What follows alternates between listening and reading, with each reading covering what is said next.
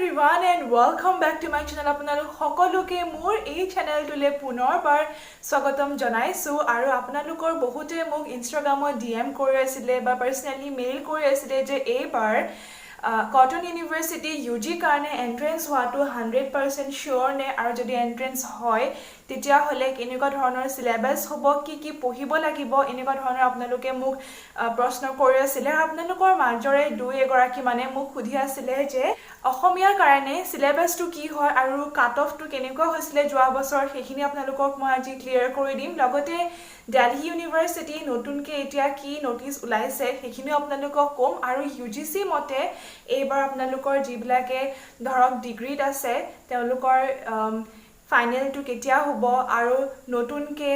UGC মতে নতুনকৈ এতিয়া মানে UG লেভেলত মানে ডিগ্ৰী কলেজবিলাকৰ ক্লাছেছবিলাক নতুন সেশনটো কেতিয়াৰ পৰা ষ্টাৰ্ট হ'ব বা মাষ্টাৰ্ছৰ PG লেভেলৰ ক্লাছেছবিলাক কেতিয়াৰ পৰা ষ্টাৰ্ট হ'ব এই গোটেইখিনি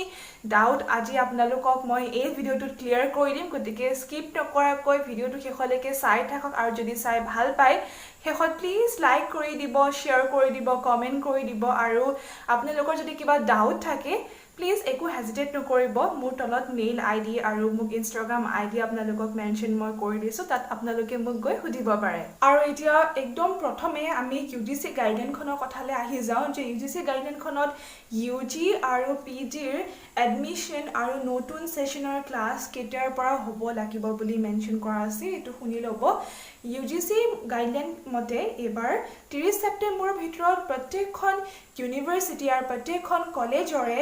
UG ৰে হওক বা PG ৰে হওক গুটে এডমিশন প্ৰসেসখিনি সমাপ্ত কৰিব লাগিব 30 সেপ্টেম্বৰ 30 সেপ্টেম্বৰৰ ভিতৰত আৰু UGC গাইডলাইনখনত এটো মেনশন কৰা আছে যে 1 অক্টোবৰৰ পৰা 1 অক্টোবৰৰ পৰা UG আৰু PG দুইখিনিৰে ক্লাছ ষ্টাৰ্ট কৰিব লাগিব অনলাইন হওক বা অফলাইনে নহওক কিয় আৰু এটো মেনশন কৰি দিছে তেওঁলোকে এটো উল্লেখ কৰি দিছে যে যদি কোনোবা কলেজ বা ইউনিভাৰ্সিটিয়ে যদি 1 অক্টোবৰৰ পৰা ক্লাছ আৰম্ভ কৰিবলৈ অসুবিধা পায় তেনেহলে 15 তাৰিখ ম্যাক্সিমাম টাইম দিছে 15 তাৰিখৰ ভিতৰত তেওঁলোকে ক্লাছখিনি আৰম্ভ কৰিব লাগিব গতিকে আমি যদি এই গাইডলাইনটো যদি ধৰি চাও এই হিচাপত আমি কটনে হওক বা গুৱাহাটী ইউনিভাৰ্সিটি আন্ডাৰৰ কলেজ সমূহে হওক বা ইউনিভাৰ্সিটিৰ গুৱাহাটী ইউনিভাৰ্সিটিৰ PG কোৰ্সখিনিৰ কথা যদি আমি কওঁ যদি আমি UGC গাইডলাইনখনৰ কথা যদি আমি ধৰি লওঁ তেনেহলে তেওঁলোকে 30 সেপ্টেম্বৰৰ ভিতৰতটো গুটেখিনি প্ৰসেস ক্লিয়াৰ কৰি দিব আৰু 1 তাৰিখৰ পৰা ক্লাছ আৰম্ভ কৰাৰ সম্ভাৱনা আছে আৰু অনলাইন হ'ব নে অফলাইন হ'ব হেতু এতিয়ালৈকে একো ধৰণৰ কথা উল্লেখ কৰি দিয়া নাই আৰু সেকেন্ড ইম্পৰ্টেন্ট কথা আপোনালোকৰ যেহেতু এটা ডাঙৰ ডাউট হৈ আছে যে এবাৰ কটনে এন্ট্ৰেন্স পাতিব নে নাপাতে যদি পাতে কেনেকুৱা ধৰণৰ প্ৰশ্ন আহিব আৰু হয়তো আপোনালোকে যদি গুগল কৰে কিছুমান সাইটত আপোনালোকে পাব যে কটনে এইবাৰ ডিসিজন লৈছে বিশেষকৈ মানে কবত হয়তো আপোনালোকে শুনিছে যে ডিসিজন লৈছে যে কমন এন্ট্ৰেন্স টেষ্ট কটনে এনেকুৱা পাতিব বুলি কিন্তু মই আপোনালোকক জনাই দিও যে এতিয়ালৈকে কটনৰ ফালৰ পৰা কটন ইউনিভাৰ্সিটিৰ ফালৰ পৰা কোনো ধৰণৰ নোটিছ এতিয়ালৈকে অহা নাই অফিচিয়েল নোটিছ যে কমন এন্ট্ৰেন্স হ'ব নে প্ৰত্যেক ডিপাৰ্টমেন্ট ওয়াইজ বেলেগ এন্ট্ৰেন্স হ'ব নে কি কৰিব এই বিষয়টোৰ ওপৰত এতিয়াও ডিসকাশন চলি আছে তেওঁলোকে এতিয়াও এডমিশন কমিটিয়ে আলোচনা কৰি আছে কিন্তু যিখন ফাইনেল নোটিছ এতিয়ালৈকে ওলোৱা নাই কিন্তু এন্ট্ৰেন্স হোৱা চান্সেছটো বেছি আছে এটো মই আপোনালোকক কম যেহেতু গমে পাই কটনখন এখন নাম থকা ইউনিভাৰ্সিটি আমাৰ গুটে অসমৰ ভিতৰত আৰু এতিয়া এইবাৰ যেহেতু পৰীক্ষা নাপাতিলে হেকাৰণে ধৰক এতিয়া যেটো আপোনালোকে মাৰ্কস পাইছে এই মাৰ্কসৰ ওপৰত ভিত্তি কৰি কটনত এডমিশন দিয়াটো ইমান মানে এটো জাস্টিফায়েবল কথা নহব হেকাৰণে most probably আপোনালোকে ধৰি ল'ব পাৰে 90% chances আছে এবাৰ এন্ট্ৰেন্স হোৱাৰ কিন্তু এন্ট্ৰেন্সটো কেনেকুৱা বেসিছত হ'ব এটা এন্ট্ৰেন্স হ'ব BSc বা BA কাৰণে নে ডিপাৰ্টমেন্ট ওয়াইজ বেলেগ এন্ট্ৰেন্স হ'ব নে ষ্ট্ৰীম ওয়াইজ বেলেগ হ'ব সেই বিষয়ত এতিয়ালৈকে কটন ইউনিভাৰ্সিটি ফালৰ পৰা কোনো ধৰণৰ অফিচিয়েল নোটিছ তেওঁলোকে একো উলিওৱা নাই গতিকে কিবা ওলালে মই আপোনালোকক নিশ্চয় জনাম বা আপোনালোকক মই ইনষ্টাগ্ৰামতো শেয়াৰ কৰি দিম বা আপোনালোকক মই ভিডিঅ'ৰ যোগেদি কথাখিনি জনামে গতিকে প্ৰিপেয়াৰ কৰি থাকক আৰু চাওক আপোনালোকে যেহেতু বহুতে মোক সুধি আছিলে কি পঢ়িম এতিয়া চাওক যিখিনি আপোনালোকে এইচএছত পঢ়িছে হাই সেকেন্ডাৰী ফাৰ্ষ্ট ইয়াৰ আৰু সেকেন্ড ইয়াৰ এইখিনি পৰাই প্ৰশ্ন আহিব বেলেগ আৰু তাতকে ওপৰৰ লেভেলৰ নাহে কাৰণ চাওক ডিগ্ৰীখিনিৰ কাৰণে মই কৈ আছো ইউজিখিনিৰ কাৰণে যেহেতু আপোনালোকে এটা ইউজি কোৰ্স পঢ়াই নাই গতিকে ডিগ্ৰীখিনি ইমান চাব নালাগে ডিগ্ৰী সিলেবাসটো ধৰক কি আছে কি নাই কটনৰ আপোনালোকৰ বহুতে মোক এইটো সুধি আছিলে যে আমি এতিয়া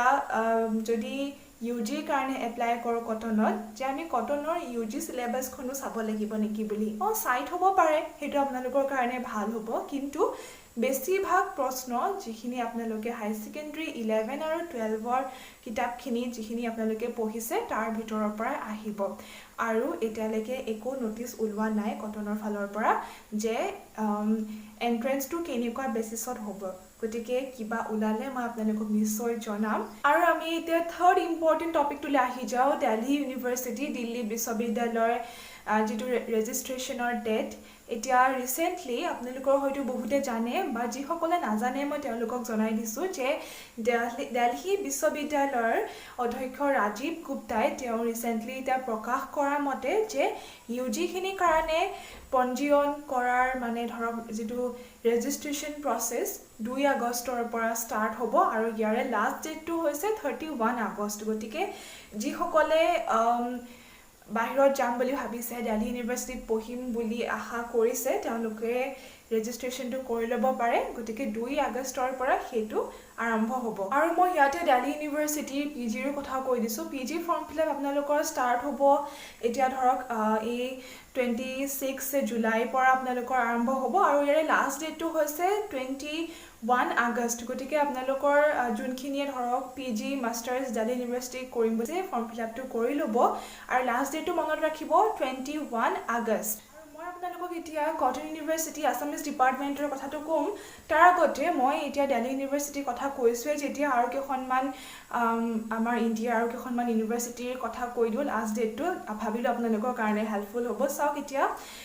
আলিগড় মুছলিম ইউনিভাৰ্সিটি মই পিজি খিনিৰ কাৰণে কৈ আছো দেই পিজি খিনিৰ কাৰণে আলিগড় মুছলিম ইউনিভাৰ্সিটি আপোনালোকৰ ফৰ্ম ফিলআপৰ লাষ্ট ডেটটো হৈছে 20 জুলাই গতিকে বেছি দিন নাই সোনকালে কৰি ল'ব আৰু হায়দৰাবাদ ইউনিভাৰ্সিটি সাইকোলজিৰ কাৰণে বহুত ভাল হয় হায়দৰাবাদ ইউনিভাৰ্সিটি আপোনালোকে কৰিব পাৰে পিজি সাইকোলজি আৰু তাৰে লাষ্ট ডেটটো হৈছে একে 20 জুলাই আৰু পণ্ডিচেৰী হৈছে 14 আগষ্ট পণ্ডিচেৰী লাষ্ট ডেটটো হৈছে 14 আগষ্ট আৰু একিটা হৈছে এখন ইউনিভাৰ্সিটি লাষ্ট ডেট গতিকে বেছি দিন নাই আপোনালোকৰ মাজৰ জুনখিনিয়ে পিজি বাহিৰত কৰিম বুলি ভাবিছে কিখন ইউনিভাৰ্সিটিৰ ভিতৰত যিখনৰ নাম মই এটা আপোনালোকক মেনশন কৰিলো আপোনালোকে সোনকালে কৰি ল'ব আৰু আমি এটা আহি যাও অসমীয়াৰ কথা আপোনালোকে মোক বহুতে সুধি আছিলে যে কটন ইউনিভাৰ্সিটি অসমীয়াৰ ধৰক পিজিৰ কাৰণে যোৱাবাৰ কাট অফটো কিমান গৈছিলে এন্ট্ৰেন্সত আৰু আপোনালোকে এন্ট্ৰেন্সৰ কাৰণে কি পঢ়িব লাগিব চাওক টোটাল মাৰ্কসটো 150 হৈছিলে 150 নম্বৰ হয় এপ্ৰক্সিমেটলি অসমীয়াৰ আৰু ইয়াৰে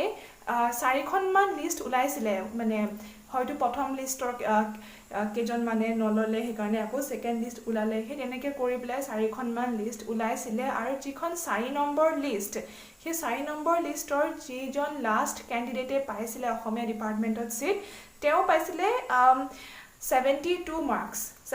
মাৰ্কস এপ্ৰক্সিমেটলি পাইছিলে গতিকে কাট অফ টু 72 আপোনালোকে ধৰিব পাৰে কিন্তু এটো ভাবি আপোনালোকে নলব যে এবাৰো 72 হ'ব বুলি কাৰণ প্ৰত্যেক বছৰে কাট অফ আপোনালোকে জানে বাহি গৈ থাকে গতিকে ভালকে প্ৰিপেয়াৰ কৰিব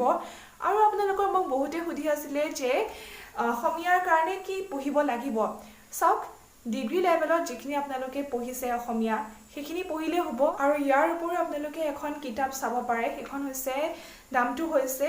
অসমীয়া সাহিত্যৰ সমীক্ষাত্মক ইতিবৃত্তি নামৰ এই কিতাপখন আৰু ইয়াৰে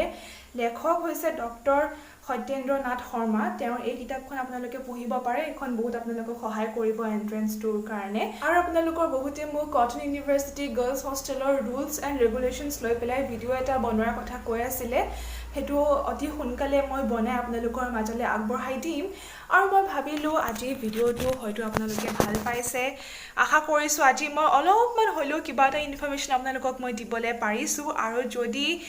অলপমান যদি হেল্পফুল হ'ল বুলি ভাবিছে এই ভিডিঅ'টো আপোনালোকৰ কাৰণে প্লিজ ভিডিঅ'টো লাইক কৰি দিব শ্বেয়াৰ কৰি দিব আৰু মোৰ চেনেলটো ছাবস্ক্ৰাইব কৰি দিব